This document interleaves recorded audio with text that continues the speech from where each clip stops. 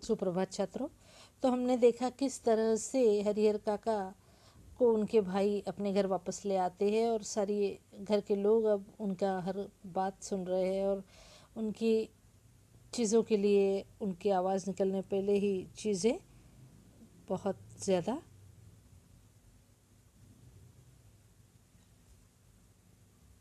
तैयार है। 5 महिलाएं उनकी सेवा में मौजूद है। घर की 3 उनकी भाई की पत्नी और 2 बहुएं और घर के सभी और दालान में पड़े हैं। जिस चीज़ की भी वो आवाज़ लगाते वहीं से उनके लिए चीज़ें हाजिर हो जाती। बहुत बार ऐसा होता है कि बिना किसी के बताएं गांव के असली लोग असली तथ्य से वाकिफ़ हो जाते हैं। हरिहर काका की इस घटना के साथ भी ऐसा ही हुआ। दरअसल लोगों की ज़ुबान से घटनाओं की ज़ुबान ज़्यादा पैनी और असरदार होती, क्योंकि लोगों को भी काफ़ी अनुभव, देखते ही चीज़ों को हम समझ जाते हैं। हम जब समझते हैं कि कोई हम कुछ कर रहे हैं और किसी को कुछ नहीं समझ रहा, तो ये हमारी सबसे बड़ी मूर्खता है। इतिहास में कहा गया है कि जो सामने वाले को बुद्धिमान समझेगा उसकी कभी हार नहीं होती। तो इस बात का हमको ख्याल रखना पड़ता है कि मैं समाज को शत्रु तो नहीं कह रही हूँ, लेकिन ये ज़रूर कह रही हूँ कि वो काफ़ी बुद्धिमान है और अपनी तरह उन्होंने भी जीवन के सुख दुख देखे हैं, तो डेफिनेटली उनके भी पास सोच और समझ वो रखते हैं। घटनाएं स्वयं ही बहुत कुछ कह देती है, लोगों के कहने की ज़रूरत नहीं रहती। न तो गांव के लोगों से महन जी ने कुछ कहा था और न ही काका हरिहर काका के भाइयों ने।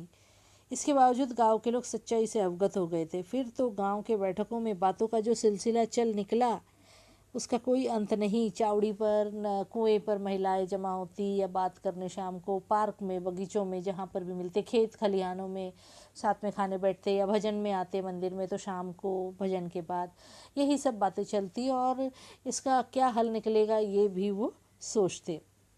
हर जगह उन्हीं का प्रसंग शुरू। कुछ लोग कहते कि हरिहर को अपनी ज़मीन ठाकुर के नाम लिख देनी चाहिए, इससे उत्तम और कुछ नहीं, इससे कीर्ति भी अचल बनी रहती है। इसके विपरीत कुछ लोगों की मान्यता यह थी कि भाई का परिवार तो अपना था। अब लोग जो है 2 हिस्सों में बट चुके थे। कुछ कह रहे थे कि हाँ उसे ज़मीन जो कि मंदिर में आते जाते और मंदिर के सच्चे भक्त थे, वह सच्चे का तात्पर्य ये है कि जो यानी जिन्हें लगता है कि ऐसा कुछ गलत करने पर ईश्वर उनके खिलाफ हो जाएंगे और इसलिए वो मंदिर के तरफ हो जाते हैं। जो जनरली धर्म का पलड़ा जिनके मन में भारी होता है, तो वो लोग कह रहे हैं कि उन्हें संपत्ति दान कर देनी चाहिए अपनी, और भाइयों को तो अपने उनकी अपनी है। लेकिन कुछ लोग कह रहे थे कि नहीं, उन्हें भाई के परिवार को देनी चाहिए, परिवार की संपत्ति परिवार में ही रहनी चाहिए, अपनी जायदाद उन्हें न देना, उनके साथ अन्याय करना होगा, खून के रिश्ते के बीच दीवार बनानी होगी। जितने मुंह उतनी बातें। ऐसा ज़बरदस्त मसला उन्होंने पहले कभी नहीं मिला था, इसलिए गांव के लोग भी बढ़ चढ़ कर हिस्सा इसमें ले रहे थे। इसलिए लोग मौन होना नहीं चाहते थे, अपने अपने तरीके से समाधान ढूंढ रहे थे और प्रतीक्षा कर रहे थे कि कुछ घटित हो। अब एग्जैक्टली किस निर्णय पर लोग पहुँचे, तो इसके लिए ज़रूरी है कि वो कुछ हो और वो किस पक्ष की ओर अपना पक्ष दे, इस बात पर वहाँ पर एक समय वो व्यतीत कर रहे हैं, एक सब्र ले रहे हैं कि एग्जैक्टली वो किसका पक्ष ले। हालांकि इसी क्रम में बातें गर्माहट भरी होने लगी थी। लोग प्रत्यक्ष और परोक्ष रूप से विपक्ष और पक्ष रूप से 2 वर्गों में बंटने लगे थे। कई बैठकों में दोनों के बीच आपस में तू मैं भी होने लगी थी। कुछ कहते मंदिर को दान देना चाहिए और कुछ कहते परिवार को। एक वर्ग के लोग चाहते थे कि हरिहर अपने हिस्से की ज़मीन ठाकुर जी के नाम लिख दे, तब यह ठाकुरबारी न सिर्फ इलाके की ही सबसे बड़ी ठाकुरबारी होगी, बल्कि पूरे राज्य में इसका मुकाबला कोई दूसरी ठाकुरबारी नहीं कर सकेगी। इस वर्ग के लोग धार्मिक संस्कारों के लोग हैं, साथ ही किसी न किसी रूप से ठाकुरबारी से जुड़े हैं और ठाकुरबारी के हर कार्यक्रम में बढ़ चढ़कर हिस्सा लेते हैं और ठाकुरबारी का इनके मन में एक विशेष स्थान है, मंदिर का, महंत का, ईश्वर का और परिसर का भी। असल में सुबह शाम जब ठाकुर जी को भोग लगाया जाता है, तब साधु संतों के साथ गांव के कुछ पेटू और चटोर किस्म के लोग भी प्रसाद पाने के लिए वह जुट जाते हैं। हलवा पूड़ी का मस्त घी में बना प्रसाद जब बनता है तो लोग भजन के बहाने और प्रसाद के बहाने वहाँ पर जुट जाते हैं और इसीलिए ये जो विशेष वर्ग है यह हरिहर काका को संपत्ति मंदिर में दान देने के हिमायती है। दूसरे वर्ग में गांव के प्रगतिशील विचारों वाले लोग हैं तथा वैसे किसान हैं जिनके यहाँ हरिहर जैसे औरत और मर्द पल रहे होते हैं। गांव का वातावरण तनावपूर्ण हो गया था और कुछ लोग घटित होने की प्रतीक्षा कर रहे थे यानी गांव में दो पक्ष में बंट गया कि उन्हें संपत्ति देनी चाहिए या नहीं, और ये लोग किसी तरह इंतज़ार कर रहे कि अब कुछ हो तो ये पूरी तरह इस बात को समझ सके। आगे इधर भावी आशंकाओं को मद्देनज़र रखते हुए हरिहर काका के भाई उनसे यह निवेदन करने लगे थे कि अपनी ज़मीन वे उन्हें लिख दे, उनके सिवाय उनका एक और अपना है ही कौन। इस विषय पर हरिहर काका ने एकांत में मुझसे काफ़ी देर तक बात की।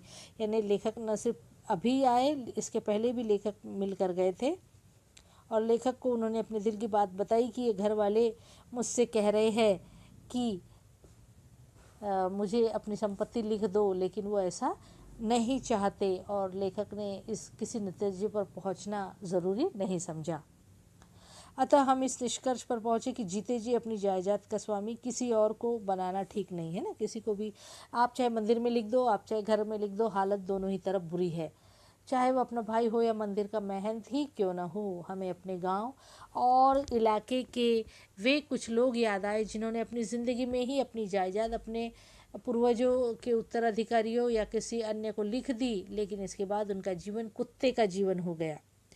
इसमें इस जगह में प्रेमचंद की कहानी को भी बताना चाहूँगी, जो कि पंच परमेश्वर नाम से है, जिसमें जुम्मन और एक उसका दोस्त का वहाँ पे उल्लेख है कि दोनों ही दोस्त है। और जुम्मन की मौसी जो दूसरे गांव से उसी गांव की होती है और उसका एक छोटा सा टुकड़ा ज़मीन का होता है, कोई नहीं होता उसका, और वह उसे जुम्मन को पहले ही लिख देती है, लेकिन बाद में जुम्मन और उसकी बीवी काफ़ी उसको परेशान करते हैं और कहते हैं कि ये पता नहीं कब मरेगी और कब जितना टुकड़ा लिख दिया उससे ज़्यादा का उसने खा गई इस दुनिया में। तो ये सब चीज़ें प्रॉब्लम आने की वजह से कदाचित लेखक ने उन्हें बताया कि बिल्कुल भी किसी को अभी आप अपनी ज़िंदा रहते ज़मीन मत लिख कर दीजिए। कोई उन्हें पूछने वाला नहीं रहा। हरिहर काका बिल्कुल अनपढ़ व्यक्ति है, फिर भी इस बदलाव को उन्होंने समझ लिया और यह निश्चय किया कि जीते जी वो अपनी ज़मीन किसी को भी नहीं लिखेंगे, क्योंकि अनपढ़ है या पढ़े लिखे अपने बारे में सही गलत समझ आ ही जाता है। अपने भाइयों को समझा दिया, मर जाऊंगा तो अपने आप मेरी ज़मीन तुम्हें मिल जाएगी, ज़मीन लेकर तो जाऊंगा नहीं, इसलिए लिखवाने की क्या ज़रूरत। उधर महन जी भी हरिहर को टोह में रहने लगे। जब कभी अकेला मिलता तो फटाफट उसे कहते कि भाई देर न करो, उठो, जल्दी से भगवान को ज़मीन लिख दो, ऐसा सुनहरा मौका हर किसी को नहीं मिलता। शुभ काम में देर नहीं करते, चलकर ठाकुर जी के नाम ज़मीन बय कर दो, बय करना है ना, लिख देना। फिर पूरी ज़िंदगी ठाकुरबाड़ी में राज करोगे, मरोगे तो तुम्हारी आत्मा को ले जाने स्वर्ग से विमान आएगा, देवलोक को प्राप्त करोगे, हे भगवान। लेकिन हरिहर काका न हाँ कहते और न ना कहते। ना कहकर वे महन जी को दुखी नहीं करना चाहते थे, है ना, कुछ भी नहीं कहते, सोचता हूँ ये भी नहीं, क्योंकि भाई के परिवार से जो सुख सुविधाएं उन्हें मिल रही थी वो उसी वजह से, महंत की वजह से ही, कि इनका और कोई भी खैर ख्वाह लेने वाला है, इसलिए भाई का परिवार उनके अलग अधिक मुस्तैद और सावधान हो गया था, वे महन जी की कृपा से ही। और हाँ, तो उन्हें कहना है नहीं, क्योंकि उन्हें अपनी ज़िंदगी में वो ज़मीन किसी को भी नहीं लिखनी, न भाइयों को और न मंदिर में। इस मुद्दे पर वे जागरूक हो गए थे, पर बीतते समय के अनुसार महन जी की चिंताएं बढ़ती जा रही थी। और अब देखते हैं आगे के पाठ में। अब तक के लिए धन्यवाद।